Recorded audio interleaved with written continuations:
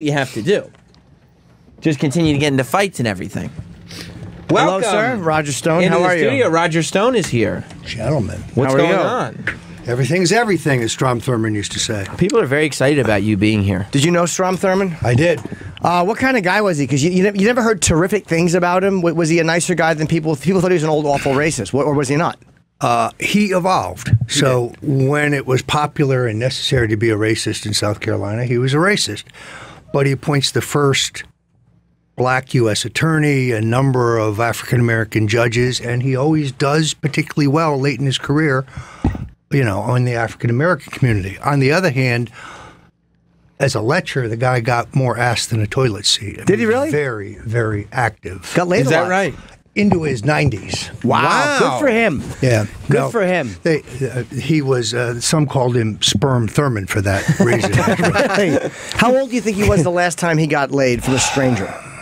Couldn't tell you, but I mean, he was a pincher and a grabber. Women would famously not be on elevators with him or in the car. Because he grabbed him. He was a grabber. He had like 1930s etiquette. Well, I mean, first of all, U.S. senators, it doesn't really matter what they look like. They can pick up women. They can. Look at Al D'Amato. I mean, who would go down with that? Was he getting laid though, Al D'Amato? Oh, yeah, absolutely. Really? Yeah. And is it the power that they Yes, have? it's a Women find that attractive? Washington, D.C. power thing. Yeah, absolutely. Do you think there's any of them? It's funny. Do you think there's any of them that don't? Because I always felt like Obama didn't really seem like he cheated, but most of them seem like they do get laid on the side. Do you know any of that like absolutely don't cheat? Well, I'll put it this way. Dwight Eisenhower had a little action on the side when he was the commander in the European theater. Dick Nixon had a girlfriend in China, red hot. Really? Yeah. In fact, at one point, J. Edgar Hoover and the FBI became so concerned about this. This is while Nixon's out of office, while he's a former vice president, that they know that Nixon is going to go to Hong Kong to have an assignation with this gorgeous Chinese woman. So they asked British intelligence to get photos. And, of course, they take photos of Nixon and this woman through a hotel window, a hotel room window. This is like 1965. Nixon becomes president in 1968. Hoover comes in to see him, says, "Mr. President, look at these pictures. You don't have to worry about this at all. They're safe with me." Right? Total blackmail play. We talked about this yesterday. Maybe you'll know the answer to this. Because Hoover had denied that there was a mafia, and everybody knows him and Clive had a whole thing. So what was there? Did Sam Giancana or one of those guys have information on him, which kind of where they kind of had Hoover over the barrel? Well, he, as you probably know, was an inveterate gambler. I didn't know that. He loved betting on the ponies, particularly, and he would go out to California, stay at a resort that everybody knew was mob-owned, and it was widely thought that that's why he kept saying there was no mafia. To the extent there is, it's a local police problem, and so on. On the other hand, I don't think the mob was telling Hoover what to do. I think Hoover was telling the mob what to do, kind of protecting it. He had his own kind of agenda, and they fit into it. Okay, so it might have been more of a gambling thing. We weren't sure if it was the gay thing with Clive Tolson that they kind of knew. For those, I knew people who knew Hoover in the day, and they said that he was so discreet and so closeted that there would be hard to find. The whole idea of Hoover being a cross-dresser, that's all nonsense. It is nonsense. Okay. That came out of a very bitter divorce proceeding between James Rosenstiel, who owned the Shenley liquor fortune, and his wife. That's not to say that Hoover wasn't gay. He was just closeted about it. And he wasn't going flamboyant. crazy. Okay. Right. Because there was an FBI agent named Melvin Purvis, I think. Yes. That he had tried to, he wanted to have sex with. It was all this weird shit. Yeah. I love him. So have you just been fascinated with political gossip for your whole life? Well, I think everyone is fascinated by gossip, whether it's show business gossip or political gossip. And show business is, as you know, politics is show business for ugly people. Right. I've heard you say that before. It's accurate. Now, when you say stuff like that, like you, and we watched the documentary that Netflix did on you. Amazing, by the way. Great. I mean, so good. But it's obvious that for a long time now, you haven't really cared whether people like you or not, and part of that is because, you're not running for office. You don't need that popular vote, but now that you've become so public, do you think that it affects people to be associated with you? Meaning, if a candidate comes out and it's like known that Roger Stone is his guy, isn't that Roger Stone hatred going to come back and hit the candidate? Well, you certainly have the possibility that if I'm involved in your campaign, that I could become a focal point of the debate, and that's not a positive thing.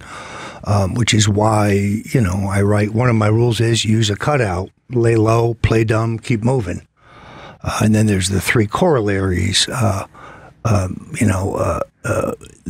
I think, yes, look, I've cultivated this reputation as a rogue. Politics ain't beanbag. It's a rough and tumble sport, particularly in the United States. It's a contact sport, which is why the Democrats would like me to be a patsy and pin this Russian nonsense on me. But I've called them out. I mean, Feinstein, Mark Warner, Al Franken, who, by the way, was never funny as a comedian, even less funny as a U.S. senator.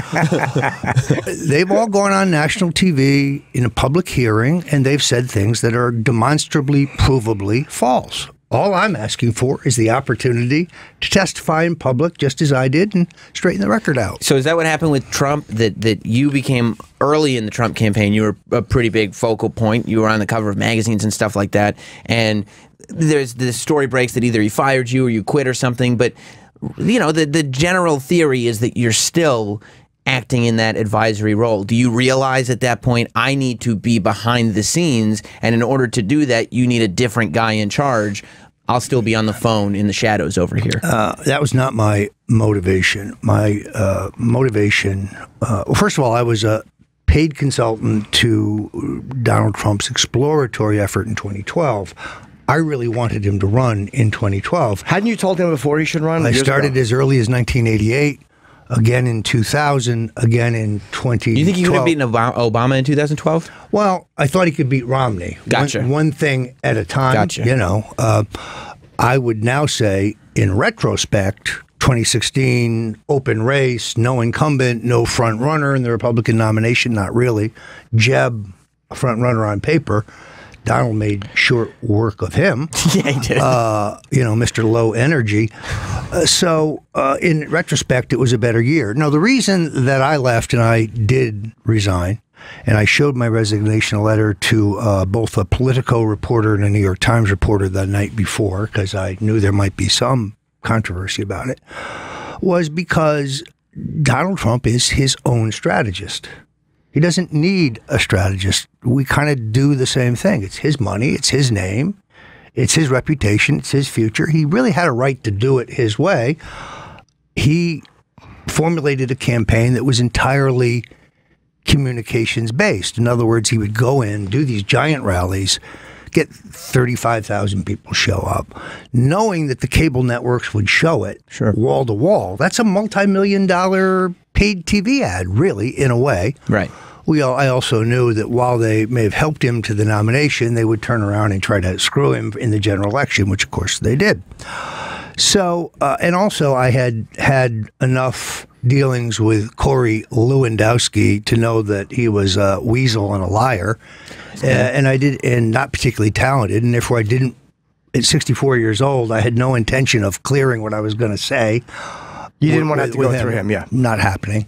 And then, as I indicated in the film, one of the requirements was, well, we need your strategic advice. We'll pay you this money, but you have to sign this agreement that you won't talk to any reporters.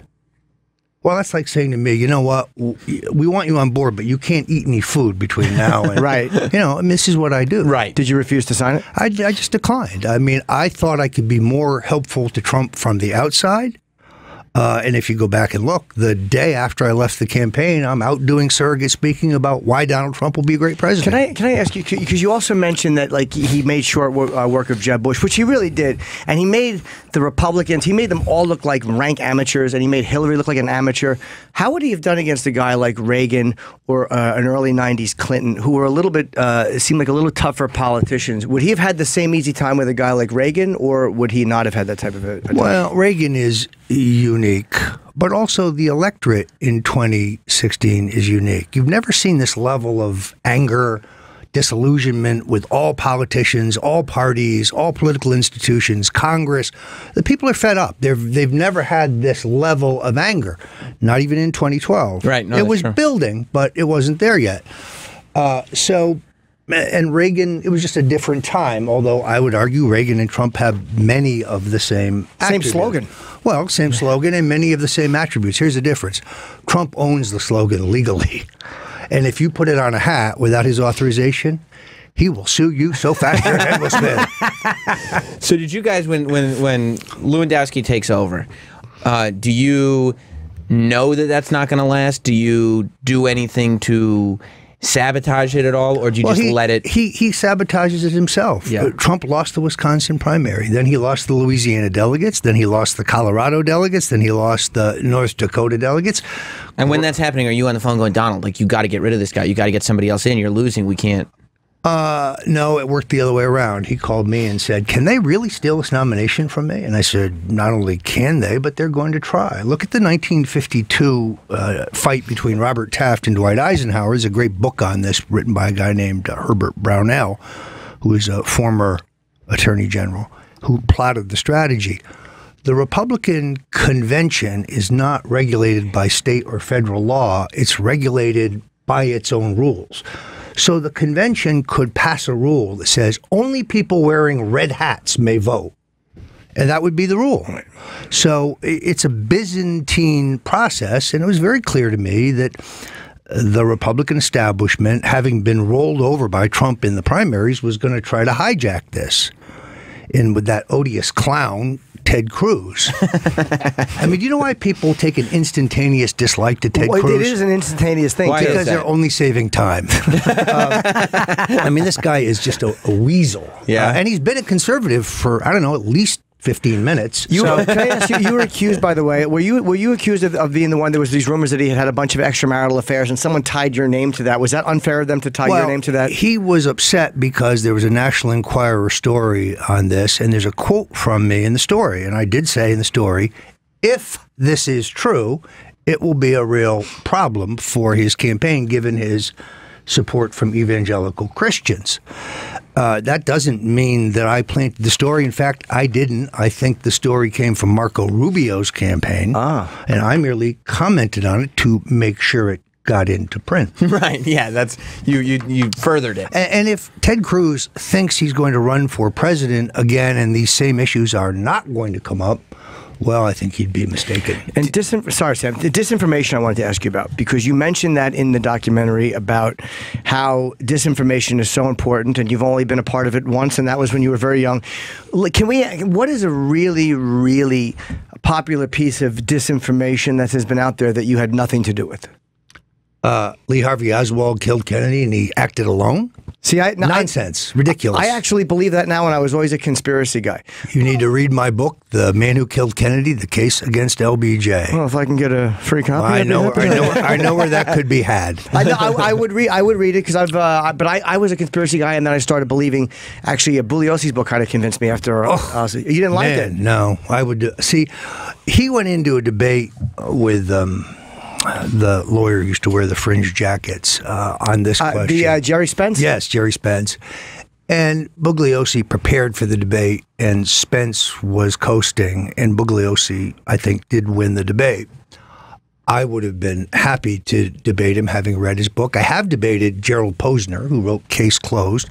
Very vigorous debate. Posner's a really smart guy. He's just got a weak case.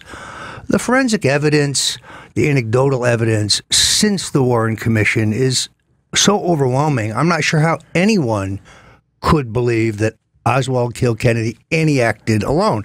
And then they say, well, why did he kill Tippit? Well, he didn't kill Tippit. The shell casings found on the ground where Tippit is killed are from an automatic. Oswald is arrested with a revolver. There are 3 witnesses, but my friend Arlen Specter relied on the one who had poor eyesight, by her own admission, and ignored the other 2 witnesses who described a shooter who looks nothing like Oswald in terms of build, weight, height, and so on. Yeah, it's funny. I've read a whole bunch of stuff on it, and I finally found none of the conspiracy theories held up for me. They just didn't. But what could be more of a conspiracy theory than the idea of a bullet changing directions 3 times? I've also heard. I can't do a lawyer's job of explaining it, but I've heard the quote unquote magic bullet theory explained and how the diagrams get it wrong, and where he was actually not sitting where a lot of the diagrams show he was sitting.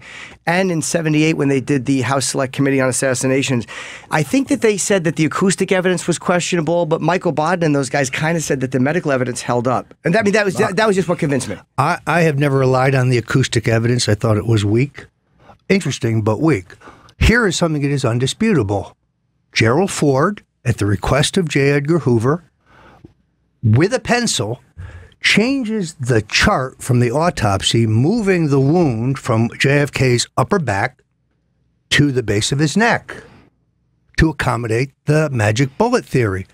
The New York Times reported this. It was not learned until those documents were declassified in the 70s. And they asked Ford why he did it. And he said, well, the country needed clarity.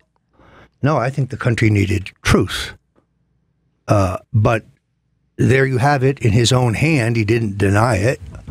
I find that pretty compelling. I can't debate that because I haven't heard it. So yeah. I can't. You got to read my book. Yeah, I think I'll read it.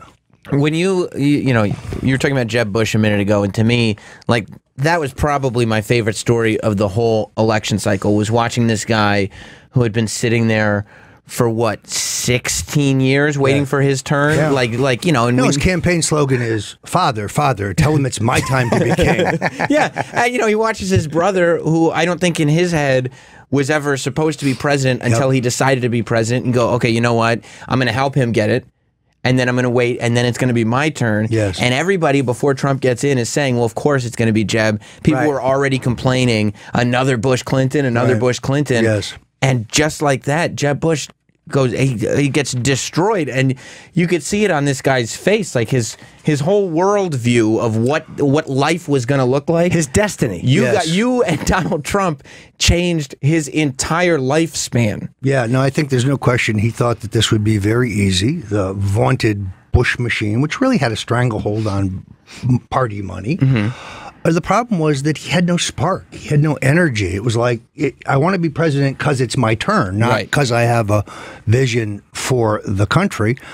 I remember him saying to Trump in one of the debates, "You can't insult your way into the presidency." Oh, really? Andy, I mean, look, I think he's very hypocritical. He's a giant drug warrior, and given his own past as both a user and a pusher, you know, I think it's pretty disingenuous. I just find that, as I do with John Kasich, very phony. But as a man, looking at another man, like, just emotionally going through this, was there any part of you that was just like, I took it away from him? Or was it prideful, like, I won? He probably would have taken it. We'd probably be in war at Syria already. Probably given them the no-fly zone, which is the open invitation to the Russians to have a thermonuclear war. Didn't we have enough of that? I mean, I really think that Karl Rove is a genius in the sense that he was able to sell within the Republican Party the notion that George W. Bush kept us safe. No, he didn't. 9/11 happened on his watch. Yes, which Trump pointed out, by the way, loudly. Two jab in a debate. And the truth is that there are some 22 individual complaints to the Florida Department of Law Enforcement about these guys in Sarasota who are training at a flight school and seem to have a great interest in learning how to take off, but no interest in how to land. And they do nothing. They don't ever send that to why. They do nothing. Yeah, it was. And 2 of those guys turn out to be 9/11 hijackers. I wanted to ask you too about, because the documentary covers so much, and lobbying, you know, is to me one of the things that Trump has said. We have got to drain the swamp, and the lobbying is terrible. And your group is kind of, admittedly, like, very responsible for a lot of the lobbying of foreign governments. And you said you kind of have no guilt about that, or you feel like, hey, you made money on it. But do you think the lobbying has gotten to a point where it's just, it's like there's no conscience to it at all? Or how do you feel about it? Well, first of all, it has been this way for a very long time. I didn't invent lobbying. Tommy the Corcoran, an associate of Franklin Roosevelt, invented lobbying. When I was at Black Manafort and Stone, we only represented governments that were pro-Western and pro-U.S. They say, well, you represented, you know, torturers because Marcos and so on. They were allies of the United States. We never represented any Eastern Bloc countries, nor would we have. The work that we did in Ukraine came much later, and it's not lobbying at all. Paul Manafort worked for a recognized Democratic political party that won an election. Our government recognized that party and recognized the outcome of the election. I actually worked against Manafort in a small splinter party that was also pro-Western and pro-U.S. Our goal was to just get the 20 seats in the Rada, their legislature, in order to be at the table. So this notion that you were helping the Russians take over Ukraine, please, it was a democratic election. No. But do you think Trump's stance against it? Like, he's I think he's right. Look, I was never particularly good as a lobbyist. That was never a great love of mine. But it's a perfectly legal process. Does money infect the political process? Absolutely. Is everything in Washington for sale? Absolutely. You have the right lawyers, the right lobbyists, the right amount of money, and you have politicians like Chuck Schumer with their hand out. Yeah, I think you can pretty much buy anything. Who's the least corruptible person you've ever worked with or known? New Jersey Governor Thomas H. Kane. Why was that? Just an enormous amount of integrity. Just you couldn't buy him, you couldn't boss him. He would always do what was right. Do you think Trump went in with a bit of like, Obama said transparency, and it's hard to be transparent. Do you think Trump kind of went in not understanding how difficult it was going to be to weave his way through things and get them done, or do you think he had the right amount of knowledge of what it was going to take to get things done? You know, you've had guys who were president, let's take Nixon, who sits there for 8 years as vice president and watches. He knows where the levers of power are. He knows the 10 most important jobs you got to fill first, and then the next 10, and then the next 10. He understands the system. Also true of Lyndon Johnson, who had been vice president. Trump is not a career politician, never claimed he was. He is an executive, and as an executive, you got to be a quick study and a decision maker. You got to gather as much information as you can, study a subject, review your options, and make a decision. Some of our presidents, like, say, Jimmy Carter, their problem is they were really smart, but they could never make a decision. They just dithered. Probably had superior command of the material, but just wasn't decisive. Trump is decisive. Trump is a quick study. He never claimed to know everything, but he can learn. I think there is some shakedown period here in which you got to get your sea legs. Interestingly enough, both Clinton and Carter in the first 6 months of their presidencies were considered a disaster. Right. And then they got it together. Clinton served 2 terms. Was the firing of Comey on your advice? That's what I've read. I was certainly in favor of firing Comey. I wrote it, tweeted it. What about the timing of it? I think Jim Comey had worn out his welcome, and I think that the hearing on May 3rd was kind of the last straw. He's a guy running between the raindrops, and he had become unaccountable. He was interested in investigating some crimes, but not others. I mean, the Clinton Foundation is not a charity. This is a slush fund for grifters. This is a vehicle for the facilitation of multi-million-dollar bribes. If the people running the Clinton Foundation were Republicans, they'd be making license plates in prison right now. Why the IRS has not pulled their tax status is incredible to me, but maybe they were too busy harassing right-of-center nonprofits that they thought were too political. So it was time for Comey to go. He had no public credibility left. Recognize that in the election, roughly 5 days before the election, he reopens the investigation into Hillary's email because he's received 650,000 emails that Huma Abedin has forwarded from her State Department account to a private, secret Yahoo account, which Anthony Weiner has access to. So Comey, who took 2 years to go through 33,000 emails, comes back 2 days later and says, we've looked at all 650,000 and there's nothing there. Well, my sources in the NYPD, who are the people who found this in the midst of their investigation into Anthony Weiner, they tell me, and I have seen some of it, that the emails constitute corruption, self-dealing, dirty tricks in the campaign that Hillary very clearly involved in. And then Comey comes back the Sunday night before the election and says, we've looked at there's nothing there. You notice there's not a big swing back to Hillary Clinton. Comey's worn out his welcome. Nobody believes anything the guy says anymore. But how much influence do you have right now on the president? Do you call him? Does he call you and you say, look, I understand people, because of the timing of the Comey thing, obviously a lot of people are going to associate it with the investigation, with the Russia, with all this stuff.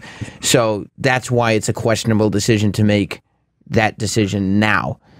The firing of Comey is not going to end an inquiry into whether there was Russian collusion. I believe, as the president believes, that this is a canard. This is first a charge hurled by John Podesta, who wants to distract attention from the fact that he and his brother are very active in Russia on business matters. There's the uranium deal, the gas deal, the banking deal.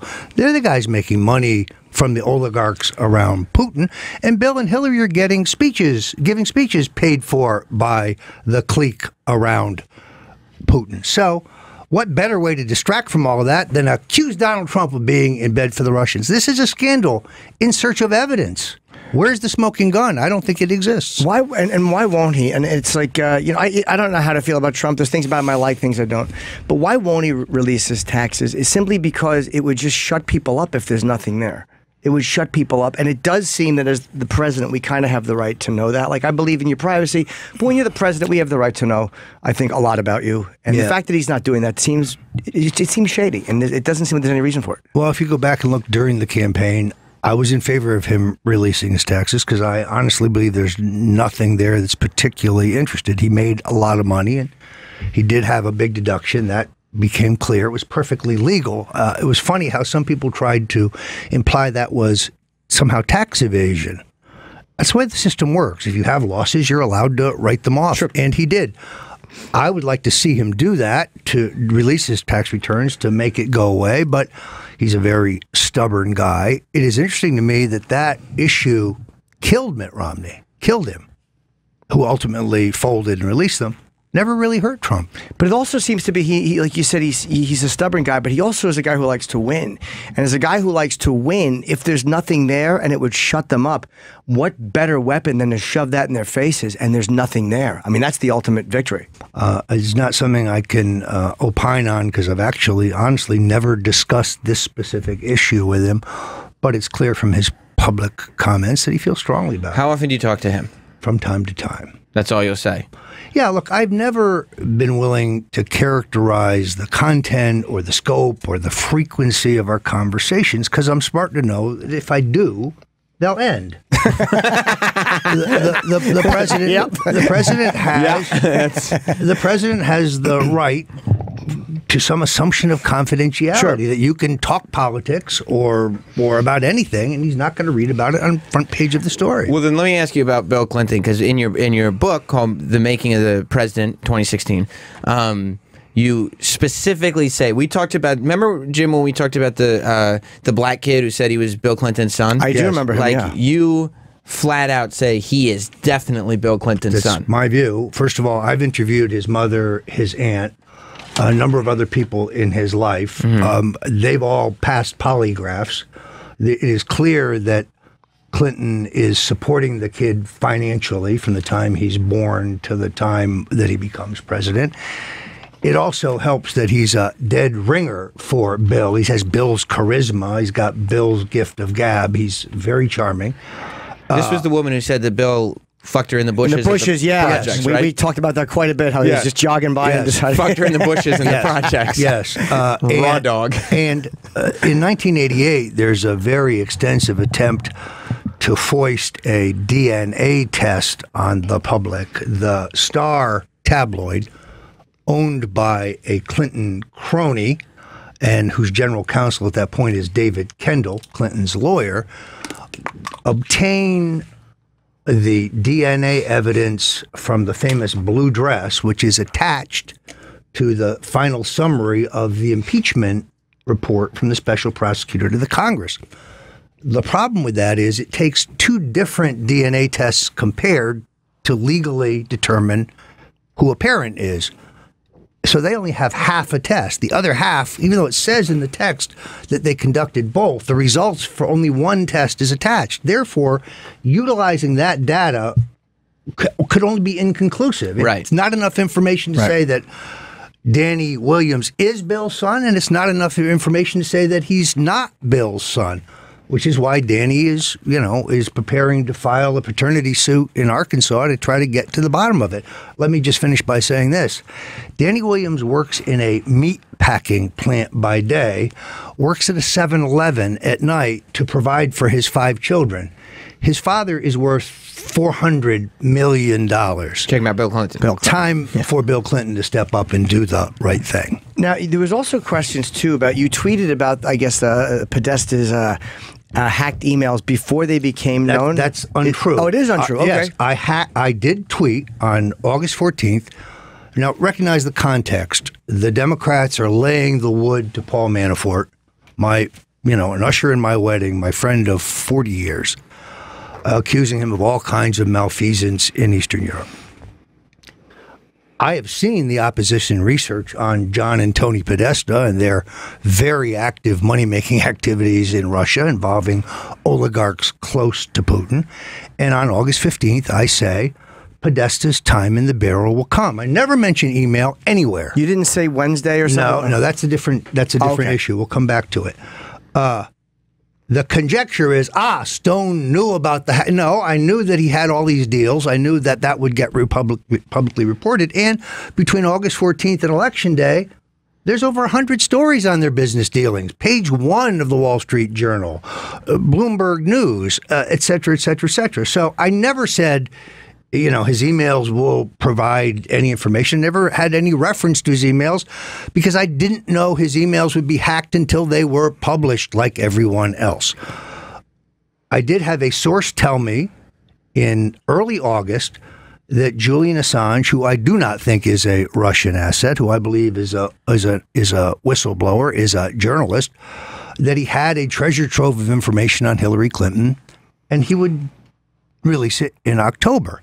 Now, if you go back and look, WikiLeaks says this in a tweet on July 31st. I hadn't seen that at the time, so it's not exactly a state secret.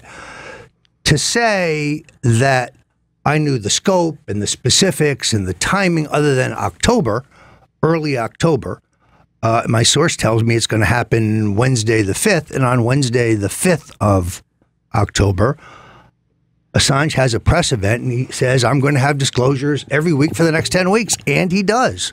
That's it. But to say that I had some special knowledge of the material, that's false. And what about was there a conversation that they said you were just praising the Guccifer, the hacker? What is that? I just, so I don't misquote you. Guccifer 2.0 is a prominent hacker who has claimed that he hacks the DNC documents, gives them to WikiLeaks, WikiLeaks publishes them. I reported that and wrote a piece on it for Breitbart News on August 5th.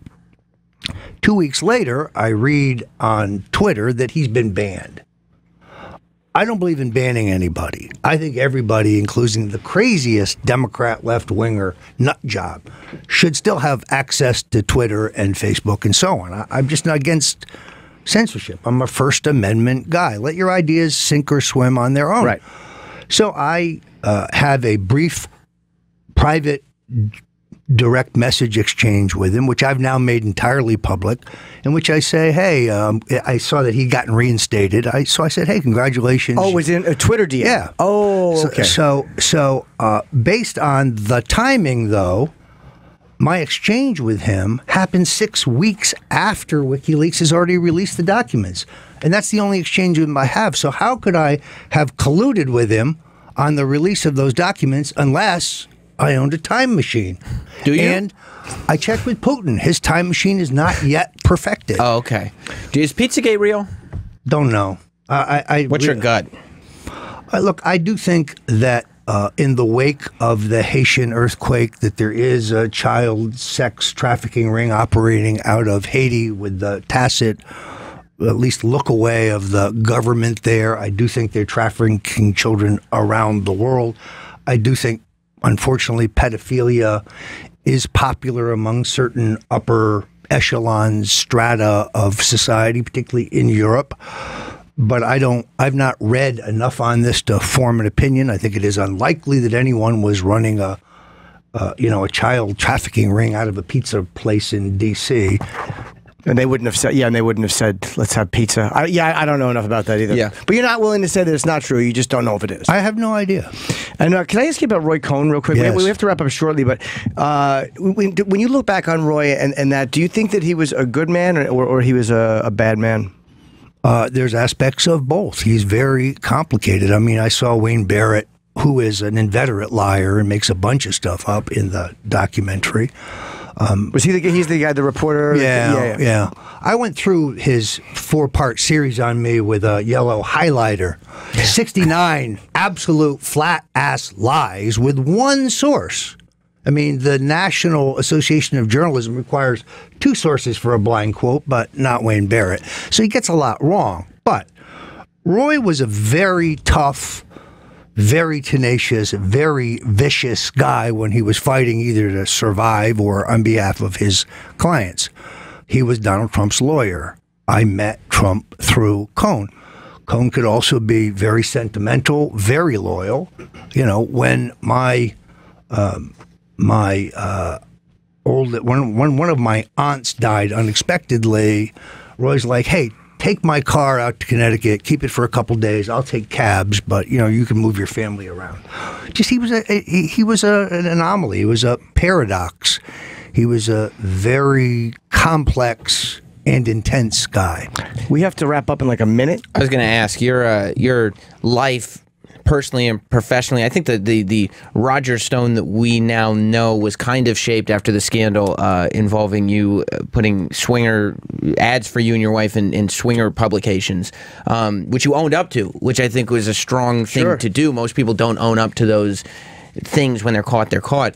Well, at the time, I wanted to preserve the feelings of both my parents and my grandparents, who were all still living. Sure. But I've never been a moral majority Republican. Right. Yeah. I've never been a wear-it-on-your-sleeve Christian evangelical. Sure. I'm a libertarian and a libertine. I'm trisexual. I've tried it all. Oh, cool. Whose business is it? I'm not running for public office. Right. You know, I'm not claiming to be some moral paragon. Cool. Let's trade back page notes later. What you do in your bedroom, who you choose to love, what you choose to smoke, what you choose, that's all up to you. But as a Washington guy, does a part of you in hindsight go, yeah, maybe I shouldn't have put a photo up there? No, because you know what? Lee Atwater is a great friend of mine, and I watched him brown nose the Bushes into becoming Republican national chairman. I was just never a guy who could pretend that I believe things I didn't believe. I was not a big Bush fan, father or son. And I couldn't tell George Bush, boy, you're really the smartest guy in the world. Yeah. I just couldn't do it. It's hypocritical. I am what I am. I'm a libertarian. I'm a libertine. I'm not running for public office. I'm not looking for approval. I'm a great believer.